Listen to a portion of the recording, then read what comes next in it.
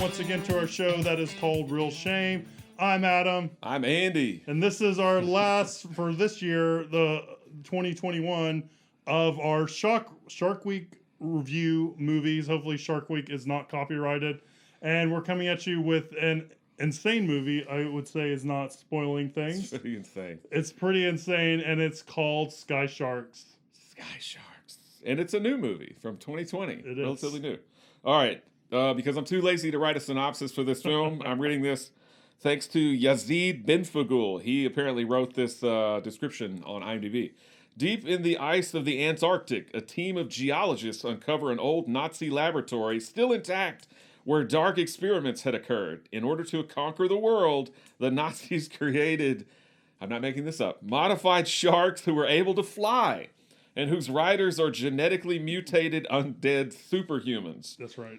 A military task force called Dead Flesh Force put together to prevent world downfall from the Sky Sharks.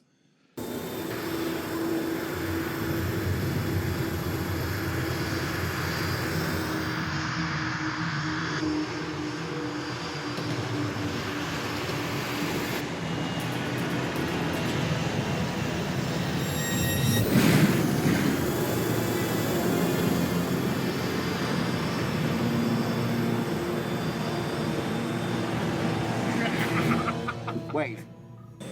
Several readings. All right. So I feel like Sky Sharks is like they just put a bunch of random words together and then they're like, this is the premise for the movie.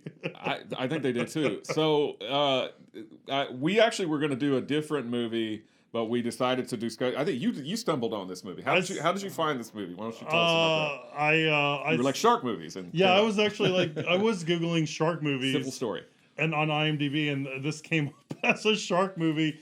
And the poster is kind of interesting looking. I mean, it has the Nazi paraphernalia on it and stuff like that. So, or that and he's riding a shark. Yeah, Sky Shark. That iconography. So it just looked kind of interesting and looked bizarre. And saw a couple of the clips and some of the photos, and I'm just like, well, I think this one's gonna be more fun to watch. And it was easier to get for us than Ghost Shark. Not Ghost Shark. What was the other one we were gonna do? Shark in Venice. Yeah, we were able to get Shark in Venice, so we were able to get this one. So that's what I decided to do. Yeah, this movie is just like. Are you happy with that decision?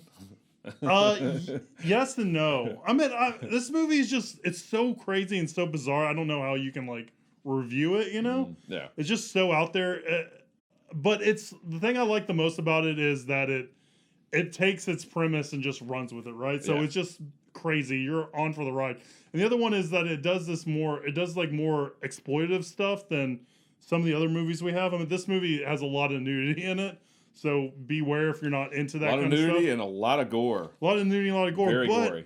I like that they had that exploitation, like they took it to that level, right? Mm-hmm. It's not, like with Sharknado, there's some violence, but it just felt like some of the other movies we watched, whether they're made for TV or not, they were just tame. Yeah, because they are made for TV, so they're hampered by that or hindered by that, I guess. So I like the fact that this movie is just so bizarre, so out there, and just so crazy that it just it's more interesting to watch than like some of the other movies I was trying to watch. Yeah, the graphics are terrible sometimes. Like it looks very like PlayStation 2 era kind of graphics and stuff like that. And did you ever watch Kung Fury at all? Well, I was going to bring that up, actually. If you didn't bring that up, I was going to bring that up. Yes, it reminded me very much of that. Yeah, it's very much of that. In fact, I looked to see if anybody from Kung Fury was kind of involved with this. I didn't really see any overlap, but I didn't dig too hard either. Yeah.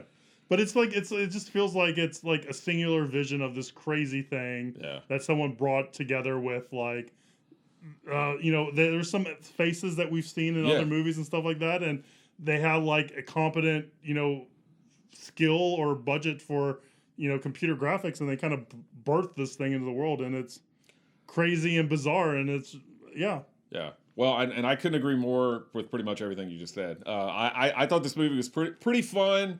I do think it kind of dragged a little bit, and I mean, if you watch it, there is like a mid-credit scene, and watch all the way to the end credits because there's a post-credits. It's basically like a trailer. I don't know if I watched the post-credits. Oh, well, you need to go back and watch it. Yeah, There's a post-credits. It's not it's not a scene from Sky Sharks. It's basically a trailer for another kind of fake movie about like giant frogs. It's weird, and it really looks a lot like Kung Fury as well, naturally. And it also has a lot of boobs in it. In the I think there should be like, I don't know if there's a genre, a category, but there's like a Nazi exploitation kind of stuff, right? Yes, there is. Because there's like Iron Sky is like a big one of those. This movie would fall in there. I'm sure there's a bunch more. Oh, there's a ton from the 70s. Oh, is there really?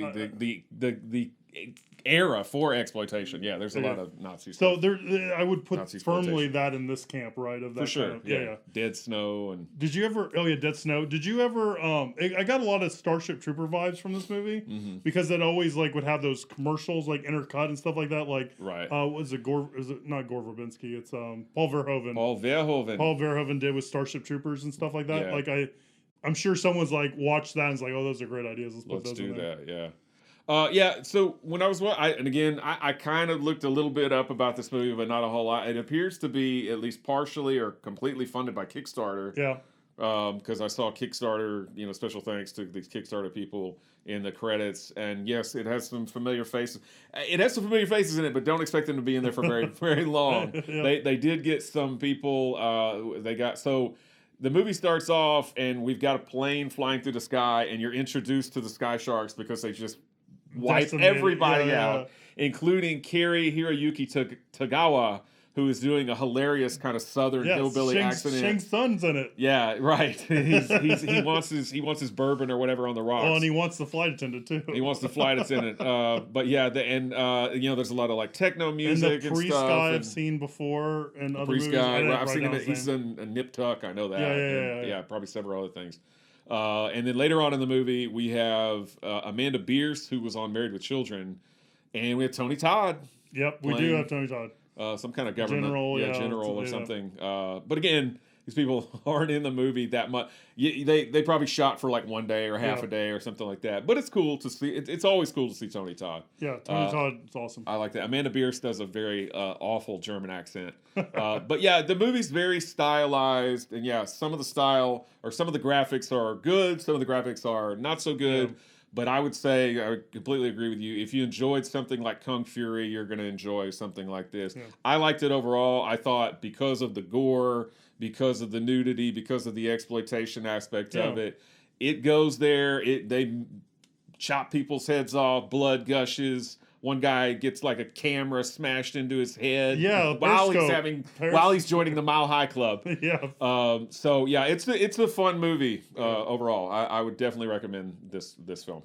And so I'm glad you found it. Yeah, me too. It also reminded me of, I'm going to throw this out to the kids of the 80s that remind Dino Riders. Did you ever watch? You ever heard? I don't think I ever watched it. I remember it, but I don't think I ever watched it. Where they basically put like armored shells on dinosaurs and rode them around. Yeah, that Sky Sharks remind me a lot of Dino Riders. Yeah. You got Sky Sharks. You've got Nazi like undead soldiers, zombie soldiers. You got like females. Retro wave music. Yeah, fast cars, cities. It's everything. It's the kitchen sink too. it really is the kitchen sink. It is 43% fresh, however, on Rotten Tomatoes. But again, I think every movie that we've talked about this week has very few reviews, except for probably Sharknado and Jaws 4. Yep. So all these other movies don't have a lot of critical reviews, but it has a 60% audience score. Yeah, all right. So yeah. We have to figure out where we fall on this. We do. I think you went first the last time. Yep. I did like this movie, but I'm actually only going to give it 2.5 fins out of 4. All right. I was gonna give it. I'm also gonna give it 2.5 fins out of 4. I think that's a very, very. Yeah. I think it's there. It does a lot of things right. It's better than average, I would say. Yeah. But overall, your favorite movie out of Shark Week? Yeah, I mean, I spoiled it last episode. I think I know what it is. Sorry, but no. It's Ghost Shark followed closely by Ouija Shark. I think. I like Ouija Shark because the budget was so small and it was just so interesting and there was a lot going on there. And I feel like, Ouija Shark looks better than Sharknado and it was shot for, like, was it 1/10 the budget of 3/10 the budget of Sharknado? I think was how math would work with that. Yeah. Right? Yeah. Crazy. But Ghost Shark is just fun. It's interesting. It's creative, and there's like a lot of deaths, and that's what I want from these kind of like sharksploitation movies. I just want a lot of like interesting things that happen and interesting deaths. So for me, Ghost Shark. What about you? My favorite film. Well, so for one thing, I only gave two movies 3 fins out of 4. I gave nothing 4 fins out of 4. You can change that? And, nope, I'm not gonna change it. Nothing gets 4 fins out of 4. Sorry, but I know I'm being harsh. My favorite film was actually Santa Jaws. I like that one the most. That one also has some pretty fun kills. It's a pretty fun movie. Also has some over-the-top acting. But despite the fact that I was very hard on the acting on the last episode, I would recommend Ghost Shark second, or the Ghost Shark would be my second, just because the kills are so creative, and I love the fact that any body of water is not safe. Yeah, you better watch out. I want to remake Santa Jaws. Because I think that there could be more kills. Yep. Like we get like less than 5 kills in that movie. Yeah, it's less than Ghost Shark for sure. I think we should get more kills, and I think they need to run with that theme more. Yeah. Like I think it needs to take place it needs to take place where there's snow outside or something. And like I think it was shot in Canada, but it needs to take place during winter. I thought it was shot in Louisiana. Was it? I think. I don't know. But it didn't look Canada is Ouija Shark. Oh, Canada's Shark. It didn't look cold outside. When you think Christmas movies, when you think Christmas movies, you want cold and stuff like that. So I think they could do that more. I want to see like a little bit of combination of avalanche sharks and Santa Jaws, and have them like go through the ice, like have like a fin come up through the ice, and like it's breaking the ice as it's going along because the pond's frozen. Like if they doubled the kills and didn't have the comic book guy in there, I think Santa Jaws would be a sure win, tell everyone about. But because it's like it feels like it didn't feel like they tried hard enough. I guess. Well, I'm sure they didn't have the budget either. They didn't have the Sci-Fi Channel backing them up. So. For sure. All right. So that is. And there's a lot of movies that didn't make the cut. Oh yeah. There's a ton of movies that didn't make cut. We're gonna. We had to be very selective about what we chose, but there are a million shark movies out there, a million bad shark movies. Yep. And there's some good ones too. So we're gonna run them up the list, and you can see them. Yeah, and we'll do that now. Hey, all right. So that was everything you wanted to know about these crazy shark movies that we watched for Shark Week. Hopefully that's not trademarked. If you enjoyed this, let us know, or maybe next year we can choose one from the list you saw earlier to do again. We can do another Shark Week, or we can just ignore it and pretend like it didn't happen at all. And many of these movies are available to stream. Yep. We should mention that. So we watched a lot of them on Amazon. Yeah, if you like these movies, or if you like us talking about these movies and you're interested in seeing them, definitely check them out on Amazon Prime. I think that's where the majority of them are. Yeah, I think that's where we watch most of them. Sorry, go ahead. No. So yeah, just let us know what you thought about this, and we can do this again next year, or we can just skip Shark Week altogether next year.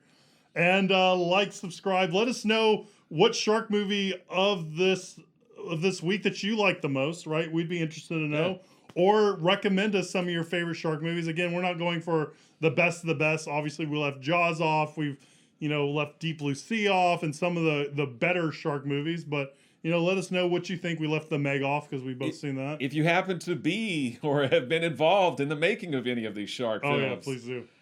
Please let us know. Yeah, or you know somebody. You got a friend of a friend that was an extra in one of these. Yeah, let us know because we want to be on the next one. I do. Shark movie. I do. All right. So stay tuned, guys. Next week we resume our regular programming, and we're coming back with some movies that Andy hasn't seen. And we'll see you soon, guys. Stay safe out there in those waters. Don't drink water from a water fountain because you might get a ghost shark. We'll see you soon, guys. Bye.